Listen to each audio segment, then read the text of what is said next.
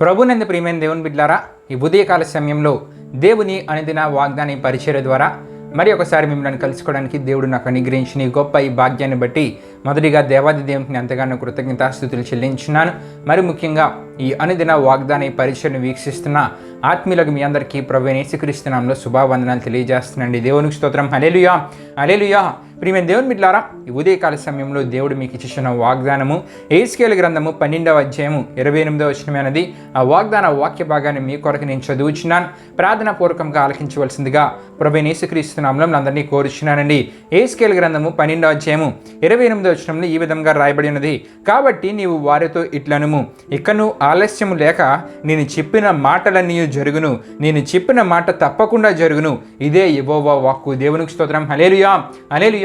ఈ మాట ఇశ్రాయేలీయులకు తెలియజేయమని దేవుడైన యెహోవా యెహెజ్కేలుకు ఆ సందర్భంలో తెలియజేస్తున్నట్లు ఆ సందర్భాన్ని బట్టి మనం తెలుసుకోగలం. ప్రియమైన దేవుని బిడ్డలారా, ఇంతకీ దేవుడు అక్కడ ఏమంటూ ఉన్నారంటే, నేను ఇకను ఆలస్యం లేక ఆలస్యం అవ్వకుండా నేను చెప్పినవన్నీ జరుగుతాయని చెప్పి ఇశ్రాయేలీయులకు తెలియజేయమని యెహెజ్కేలుకు ఆ సందర్భంలో దేవుడు తెలియజేస్తున్నారండి. అంటే ఆలస్యం లేక దేవుడు చెప్పిన కార్యాలన్నీ దేవుడు అక్కడ ఏదైతే చేద్దాం అనుకున్నారో అవన్నీ చేస్తానని ఆ సందర్భంలో తెలియజేస్తున్నారు. అయితే ఆ సందర్భాన్ని మనం ఆలోచిస్తే కనుక ప్రియమైన దేవుని బిడ్డలారా, ఇశ్రాయేలీల మనస్తత్వం, ఇశ్రాయేల్ పరిస్థితి ఎలాగుందంటే ప్రతి దర్శనం నిరార్థకం అవుతున్నది. అంటే దేవుడు తెలియజేస్తున్న ప్రతి దర్శనం నిరార్థకం అవుతున్నది.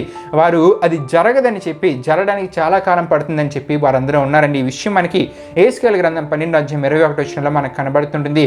అంతేకాదు ప్రియమైన దేవుని బిడ్డలారా, కనబడిన దర్శనం బహుకాలం తర్వాత జరుగుతుందని చెప్పి ఇశ్రాయేల్ అందరూ మాట్లాడుకుంటూ ఉన్నారంట. అంటే వారి పరిస్థితి ఎలాగుందంటే దేవుడు వారికి దర్శనం ద్వారా తెలియజేసినవన్నీ బహుకాలం తర్వాత జరుగుతాయి, ఇప్పుడు జరగవు, నిరార్థకం వచ్చినాయని చెప్పి ఇశ్రాయేల్ అందరూ అనుకుంటూ ఉన్నారు. అయితే ఆ సందర్భంలో దేవుడు ఏమంటూ ఉన్నారంటే యెహెజ్కేలుకి చెప్తున్నారు, ఇక నువ్వు ఆలస్యం లేక ప్రతిదీ జరుగుతుంది, తప్పకుండా జరుగుతుందని చెప్పి యెహెజ్కేలుకి చెప్పి ఈ విషయాలు ఇశ్రాయేలుకి తెలియజేయమని దేవుడు ఆ సందర్భంలో యెహెజ్కేలుకి చెప్తున్నట్లు మనం చూడగలం. దేవునికి స్తోత్రం. హల్లెలూయా, హల్లెలూయా. ప్రియమైన దేవుని బిడ్డలారా, ఈ సందర్భం నుండి కొన్ని ఆత్మీయ విషయాలు మీకు తెలియజేయాలని ఆశపడుచున్నానండి. ఇకను ఆలస్యము లేక, ప్రియమైన దేవుని బిడ్డలారా, ఇకను ఆలస్యం లేక నేను చెప్పిన మాటలని జరుగును, తప్పకుండా జరుగునని దేవుడు అక్కడ అంటూ ఉన్నారంటే ఆలస్యం లేక మన జీవితంలో దేవుడు ఇచ్చే వాగ్దానాలు నెరవేరుస్తారండి. ఆలస్యం చేయక మన జీవితంలో దేవుడు ఇద్దాం అనుకున్న ప్రతి ఆశీర్వాదాన్ని దేవుడు దయచేస్తారు.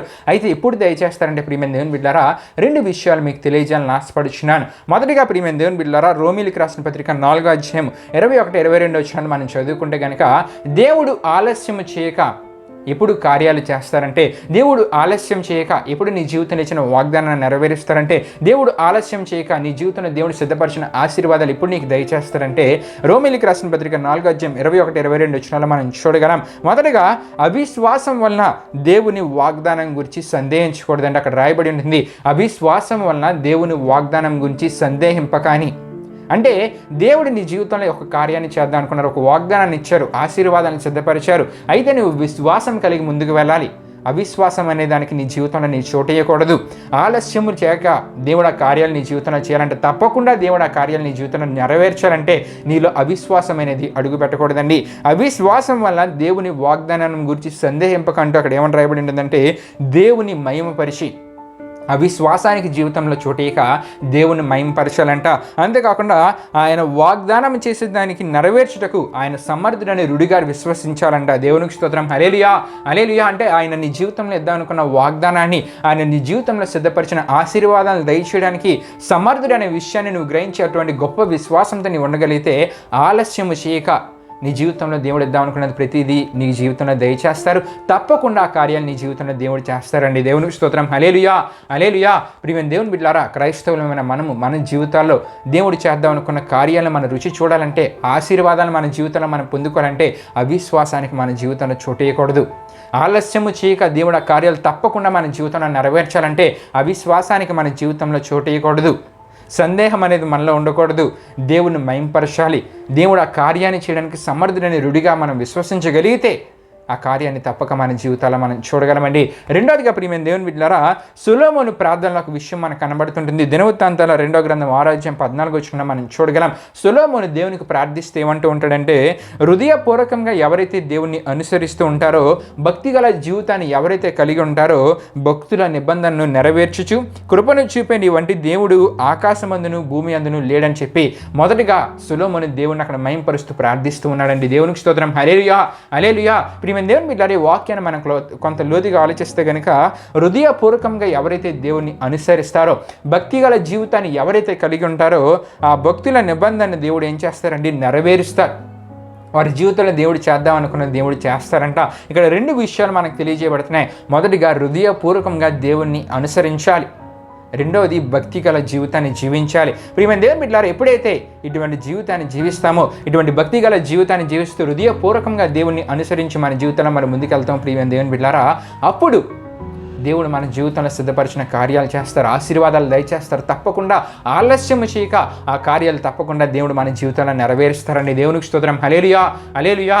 కాబట్టి ప్రియమైన దేవుని బిడ్డలారా, ఈ వాగ్దానాన్ని ముగిద్దాం అనుకుంటున్నాను. ఈ వాగ్దానం ద్వారా దేవుడు మనకి ఏ విషయాలు తెలియజేస్తున్నారంటే, ఆలస్యము లేక నీ జీవితంలో దేవుడు ఇచ్చిన వాగ్దానాన్ని, నీ జీవితంలో దేవుడు సిద్ధపరిచిన ఆశీర్వాదాన్ని నీ జీవితంలో నీవు పొందుకోవాలంటే, అవి కార్యాలని తప్పకుండా నీ జీవితంలో నీవు చూడాలంటే, మొదటిగా అవిశ్వాసానికి చోటు ఇవ్వకూడదు, సందేహపడకూడదు, దేవుని మయంపరచాలి. అంతేకాకుండా ప్రియమైన దేవుని బిడ్డలారా, దేవుడు ఆ కార్యము చేయడానికి సమర్థుడని రుడిగా విశ్వసించాలి.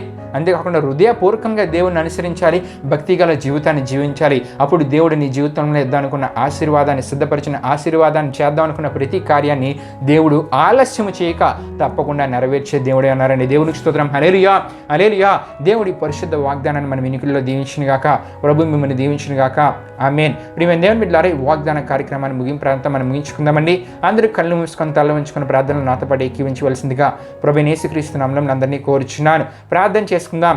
మహిమా స్వరూపైన మా ప్రభువా, జీవాధిపతి అనేసియా, నీ ఘనమైన నామానికే మహిమ ఘనత ప్రభావం చెల్లించున్నాం దేవా. ఇప్పుడు వరకు ఈ వాగ్దానం ద్వారా మా అందరితో మాట్లాడిన దేవా, మీకే వేలాది వందనములు, కృతజ్ఞతాస్తుతులు చెల్లించున్నామేసా.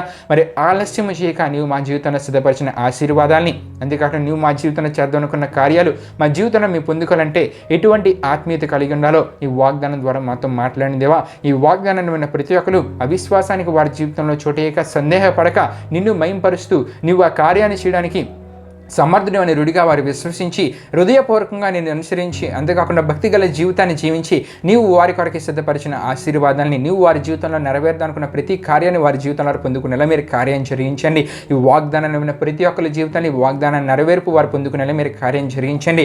నీవు కోరే గొప్ప ఆత్మీయతను వారి జీవితంలో కలిగి వారి జీవితం ముందుకు వెళ్ళాలని మీరు కార్యం జరిగించండి. ఇది నన్ను వారు చేస్తున్న ప్రయాణంలో పనులంట్లో తోడుగుని ముందుకు నడిపించమని మీకే వేలాది వందనములు, కృతజ్ఞతాస్తుతులు చెల్లిస్తూ యేసు పరిశుద్ధ నామములో అడిగి వేడుకొనుచున్నాం తండ్రి. ఆమేన్. యేసు రక్తమే జయం, ప్రవేశ రక్తమే జయం, ప్రవేశ రక్తం సంపూర్ణమైన విజయం, అపవాది క్రియలకు అనంత నాశనం కలుగునుగాక. ఆమేన్.